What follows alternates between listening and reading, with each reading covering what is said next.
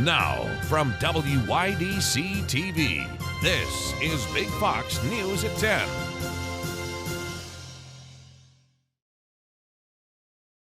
Good evening, I'm Anna Manuel. Tonight, new answers in an 8-year mystery in Pennsylvania as a missing man's remains have been found. Our Maggie Hall has the latest. Anthony Rodriguez was last seen in Pennsylvania when he was 21 years old. That was 8 years ago. Now, authorities announced earlier this week that 2 femur bones found have now been identified through DNA testing to be Rodriguez's. The Exeter Township authorities held a press conference, and Detective Joseph Malone gave the following updates on this case. Police worked many different leads in this case, but were eventually led to a wooded area near the Exeter-Alsace Township border. 5 searches were conducted in total. Authorities utilized cadaver dogs and were assisted by volunteer search and rescue teams, as well as the PA State Police and the Berks County Fire Department. During the course of the first and second search, 2 human femur bones were located. The remains were sent for DNA analysis and later determined to belong to Anthony Rodriguez. 3 more extensive searches covering acres of wooded area were conducted and no further remains were located. This is an ongoing investigation. We'd like to bring closure to the family of Anthony Rodriguez. Authorities ask anyone with information on the Rodriguez case to contact the Exeter Township Police. Maggie Hall, Big Fox News, Pennsylvania. Ithaca police are looking into reports of a man waving a gun around in a grocery store parking lot. The department has opened an investigation into the incident, which happened at the Ithaca Wegmans yesterday.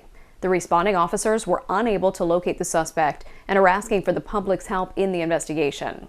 Anyone with information is encouraged to contact the Ithaca Police Department. Turning to the latest from Kentucky now, and a shooting in downtown Louisville at a bank building left at least 5 people dead, including the shooter. Investigators are now trying to determine a motive. Garrett Tenney has more. Family and neighbors mourning the loss of multiple people killed after a gunman opened fire on a Louisville bank. Across the city, dozens of community members gathered on Monday night to pay their respects. Pain is pain, and so I wanted to stand with other people, just letting them know that, you're not alone. Several others were wounded in the shooting, including Louisville police officer Nicholas Wilt. Police say the 26-year-old rookie remains in critical but stable condition after being shot in the head. National and local leaders are praising the city's police department for their quick response. On Monday morning, officers arrived within minutes of the initial 911 calls. They rushed toward the building and urged people outside to get to safety before taking down the gunman. Witnesses say it was a chaotic scene filled with the sound of gunshots and breaking glass. I was coming into work, getting on the elevator. I hear what I thought was gunfire. I was on the phone. I just walked out of the elevator and into the garage, and then I heard multiple shots again. Police have identified the gunman as a 25-year-old who had worked at the bank for several years. Law enforcement searched his home yesterday as they worked to determine a motive. We have executed a search warrant on his residence, and we have recovered items. And we cannot get into specific details on what we recover at this time because, again, the investigation is ongoing. City officials tell us the responding officers were wearing body cameras and that video will be released soon. In Louisville, Kentucky, I'm Garrett Tenney, Fox News.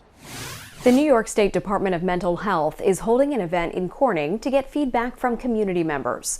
Officials are requesting feedback on mental health initiatives included in this year's budget proposal. The feedback will specifically center around how initiatives will be implemented in the Southern Tier.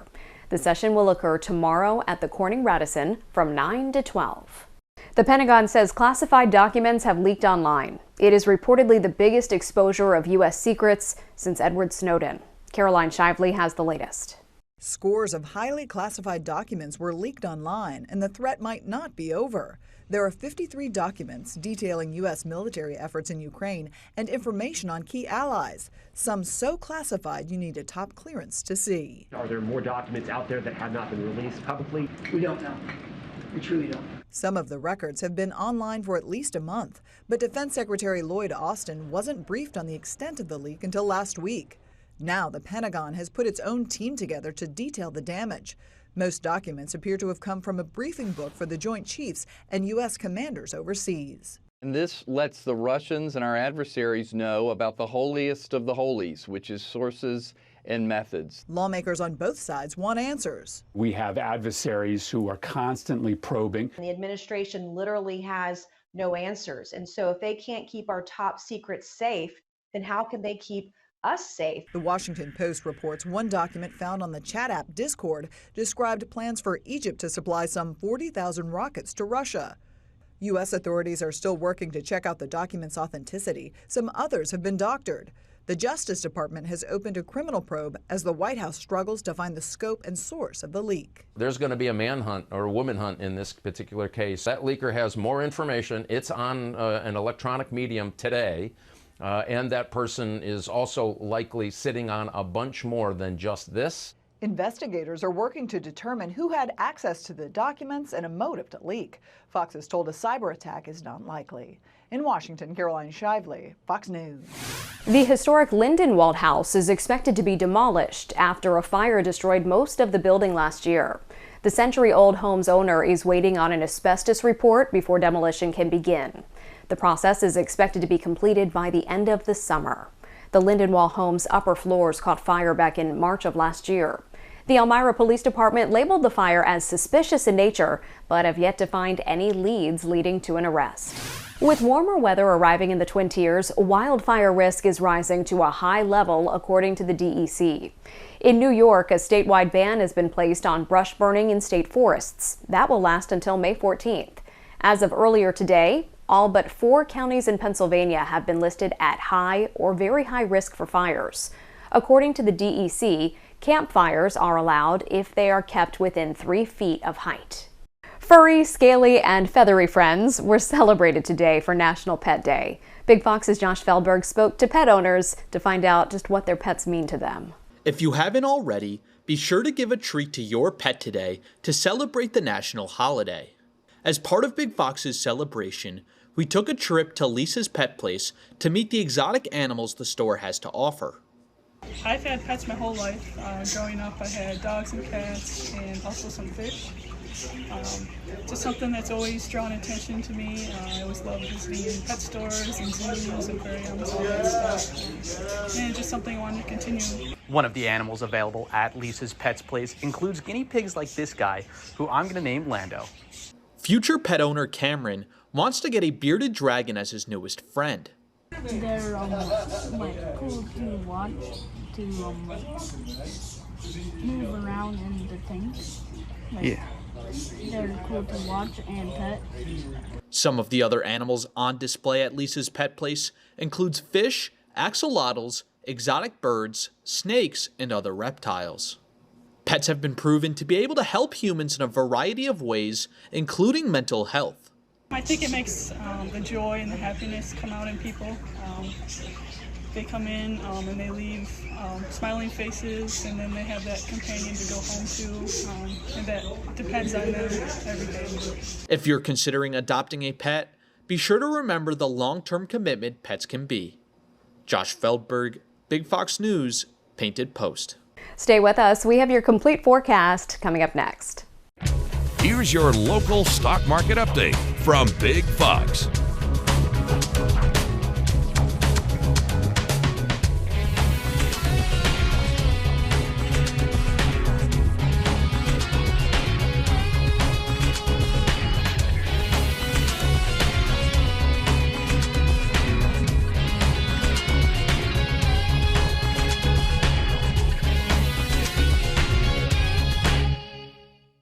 Now, your Twin Tiers forecast from Big Fox. Temperatures have been back on the climb. Now we know that we've talked a lot about the winter season, the start to this year being a warmer than average season, but we've started to see that temperatures have been a little bit more roller coaster here as we've worked our way into April. And we're back on that roller coaster where we're working our way out of slightly cooler than average conditions, definitely not cold conditions there, and have worked our way back up into those 70s, bringing us now 15 degrees above average, and there is more of that ahead for us. Now, note that we had some stronger winds that was bringing some areas of elevated fire risk. Those winds are going to gradually start to ease. Still even a wind gust or two possible through the overnight that will hold temperatures though into those 50s. We'll start off heading into our Wednesday at the potential to see our first 80-degree day of the year. Now, it's looking like a chance. 70s are at least possible, and then we have 80s of a potential. Now, hitting 80s though will happen again for a potential as we roll into Thursday and Friday, where it will look a little bit more likely. So a few chances on the board to see those 80s as we work our way all the way through at least Friday, even into Saturday, as we'll have bright skies at least through Friday. But starting on Saturday, we'll start to lose the sunshine. The warm air will still be at the surface to keep us mild, but then there will be some changes as we'll see a slight cool down, as well as watch for some rain chances. So first, working into our Wednesday, 78 degrees. So again, 70s definitely looking more of a likelihood. Hitting the 80s, that's going to be the question. If we can get that sunshine up there, as we do have that west-northwesterly wind, not as strong, but still going to note that we have a wind around. We look at it across much of the area to hit anywhere from those mid to upper 70s. So significant warmth for everybody, bringing at least about 10 degrees above average or more for some. As we head into Thursday's forecast, this is where it's going to become more likely to hit 80s. Even widespread 80s are possible. We have 84 into Elmira, Binghamton 82 degrees, Westfield 77, Wayland around about 78 degrees. As we look at the forecast too, not only is it just temperatures that are warm, but dew points are climbing a little bit. Now, this isn't going to be dew points that make you sweat like we do in the middle of summer, but a little increase in those dew points, showing that moisture is at least on its way. And that is also going to be signaled with the moisture that's going to come with rain chances, especially Saturday into Sunday. So not too much stickiness, not too much humidity, but always make sure to wear your sunscreen, as we have a very high sun angle this time of the year and a high UV index. Even though it's early spring, early summer like, we still can have those burning conditions. Now, looking through that forecast, lots of sunshine too, so lots of chances to burn, especially with 84 to 86 degrees. It is going to feel like summer there without humidity, so that's some good weather to get out and enjoy. But looking into that weekend, we do have those rain chances and that slight cooling into Monday.